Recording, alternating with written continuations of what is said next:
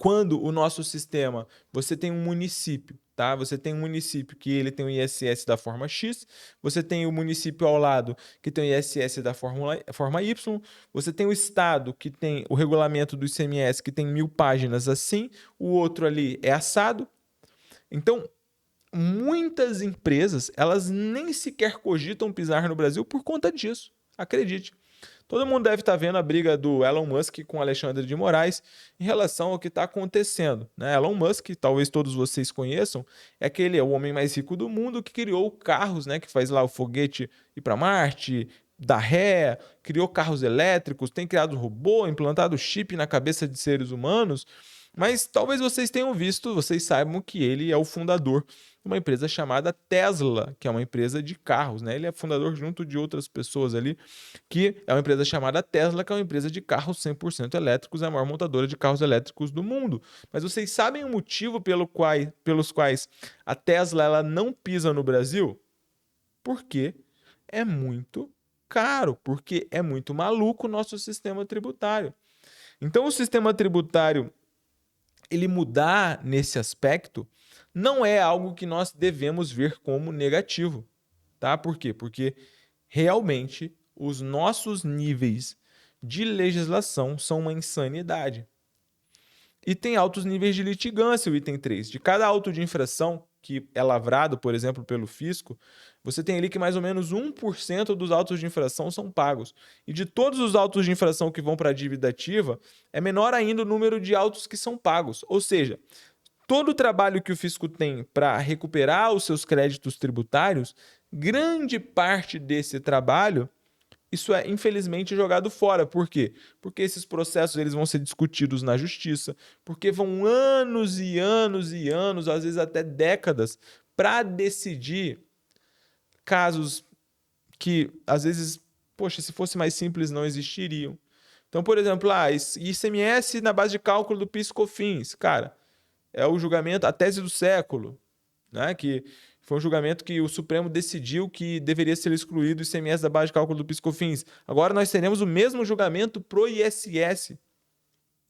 O ISS tem que integrar a base de cálculo do PIS/COFINS. Então são muitas coisas que acabam tendo um nível de litigância alto. E isso gera uma insegurança jurídica muito grande para os empresários, tá? E é ruim. Então, o que a reforma tributária, de certa forma, ela tem de positivo? Essa questão de uniformizar a legislação. E aqui eu não estou falando partidariamente, tá? Partidariamente não, estou falando como um contador, estou falando como cidadão, estou falando como professor. Então, o fato de você uniformizar, chegar e falar assim, não, beleza, nós temos 5.000 e tantos municípios no Brasil. Acabou esse negócio de cada município ter sua legislação do ICMS. Agora a legislação ela vai ser única. A legislação do IBS é única e ela vai ser aplicável em todo o território nacional. Hoje, nós temos, por exemplo, estados que dependem de benefícios fiscais para sobreviver. Isso é verdade. Você pega empresas, hoje as empresas no Brasil, muitas delas se instalam e nós aqui, a gente vai falar também da nossa parte, a gente veio aqui para Alphaville e para Barueri, por quê? Porque no Rio de Janeiro, primeiro, são vários motivos, tá? Mas um deles é porque no Rio de Janeiro a alíquota do ISS era 5%. Aqui em Barueri, em Alphaville, onde nós estamos, é 3%. Então, quando você está falando, é 2%, perdão, você está falando de ganhar 3% de margem, não é irrisório. Quando você pega, por exemplo, o número, sua empresa começa a faturar mais e você pega esses percentuais, mesmo que sejam poucos, eles começam a ser significativos em relação à empresa.